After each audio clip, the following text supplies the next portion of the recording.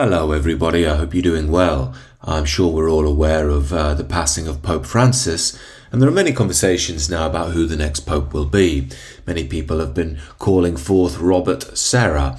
Now, I don't think this is going to happen because Sarah's old, number one, but number two, he tends to have quite conservative takes on things, which isn't going to be popular with the modern dynamic. But why I wanted to cover Robert Sarah was because he really speaks to me and how I understand tradition, spirituality, and that indelible unity between the two that I don't think the modern world gets very much. Namely, what I think he does really well is understand the mystic heart of silence, which is at the root of all life. But unlike much of the modern world, he still has more of a conservative take on social and traditional issues. Now that's really rare and something that really speaks to me. Now when I say conservative here, I'm not saying you're going to hell for touching your winky. I'm not talking about money and free markets and economics, all of our modern ideas. What I'm speaking to could be best described perhaps as the correct boundaries aligned with the spirit of love that aid us to flourish as human beings and keep our society safe and stable. Something like that. And as I say, that understanding doesn't tend to be spoken about very much in this day and age.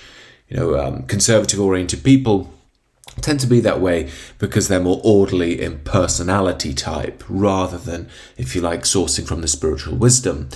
That means that when you hear about things such as silence and melting into the silence in spiritual practices, they'll be more spoken about in New Age circles or liberal Christian circles.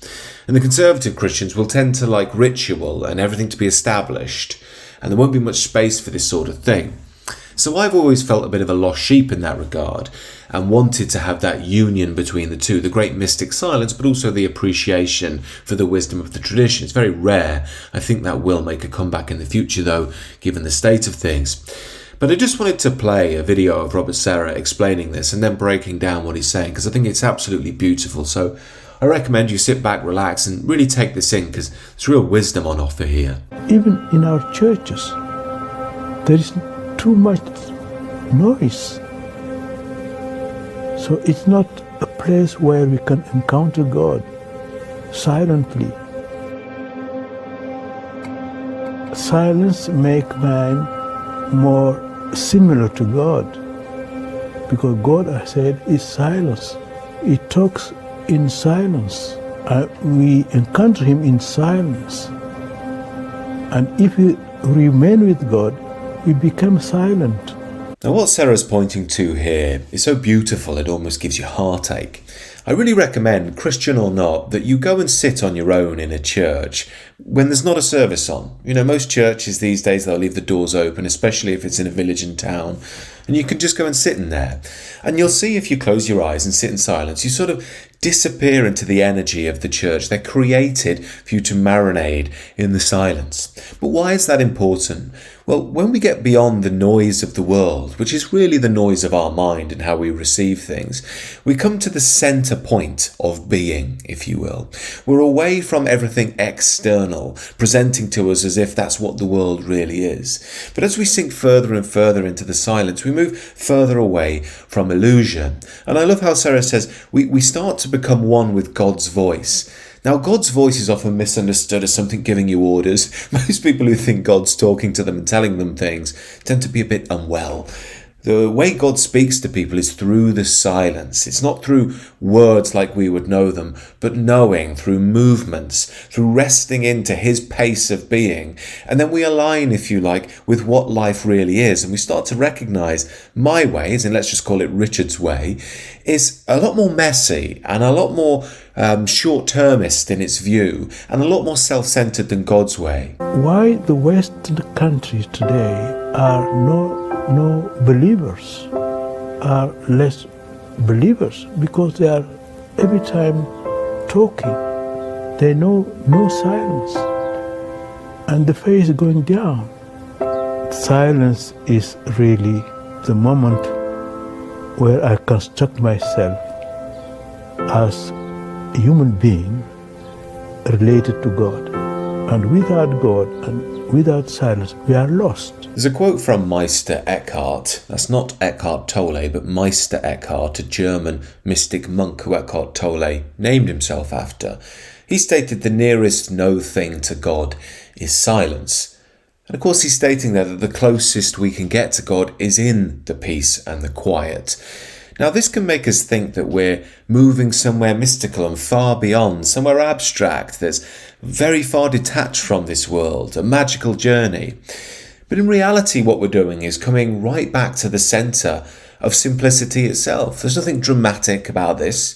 There's nothing that's impossible for you to reach. You don't need to be some Zen master on a mountain. You can do this right here and now. You can stop everything.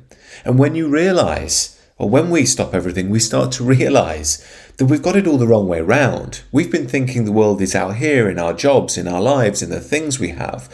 And don't get me wrong, we can celebrate that part of life too. But to embrace that fully, we first must sink into what we truly are. That's the spirit, that's the silence itself beyond form. And what we learn here, again, is that life has a depth which we so often ignore. We ourselves have a depth that we so often ignore because we're completely caught up in our own concerns, our own fears of what's coming tomorrow or what we did or didn't do yesterday. When we come into the true silence, we commune totally with God. We realise that our heart, in fact, is one with God fundamentally. The Western society seems to be lost because when we are cut from God, we are lost. It's like a tree without roots. It's like a river without the fountains. God is our fountains. If we are cut from God, we are lost. And God is silent. So the more lost we get in the world, in the noise of our own minds and the noise of the modern city, the drama, the hatred, the fear, the more we fall into our individual small self. And when we're in that self, we think ideas of God are absurd. Ideas of slowing down to the silence are absurd. It's all madness and wacky. However, the more we do start to foster that space of inner silence, we start to realise we didn't put that silence there. That silence is being itself. And the less of me and the more of God, that is silence, that starts to come through, the more we start to realise, of course God is the ultimate reality. Life is here. Being is here. That's what God is. It's His breath, here and now. And the more we realise we are the ultimate fiction and have been lost in the hell of our minds, that leads to degradation, of course, for ourselves, our societies, our civilizations, and the world itself. Back to Meister Eckhart, another lovely quote of his: I am as sure as I live that nothing is so near to me as God. God is nearer to me than I am to myself. My existence depends on the nearness and the presence of God. Now, in closing, I hope that all of this can help us understand the true nature of sin, which is simply being divorced from God. Now, in reality, if God is being, if God is the silence, we can't be divorced from God. But when we're lost in the noise of the world, the promise of false worldly temptations, we're falling into a state of sin. Now, of course, that understanding can get institutionalized, and that's where the don't touch your winky stuff comes from.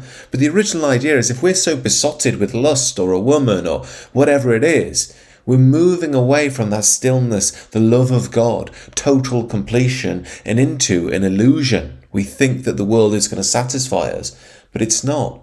None of that means we can't engage with the world in a healthy way, but we do it leading from the silence, being guided by the love of God.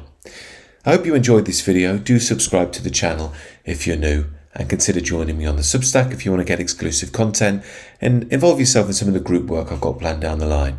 Have a blessed rest of the day.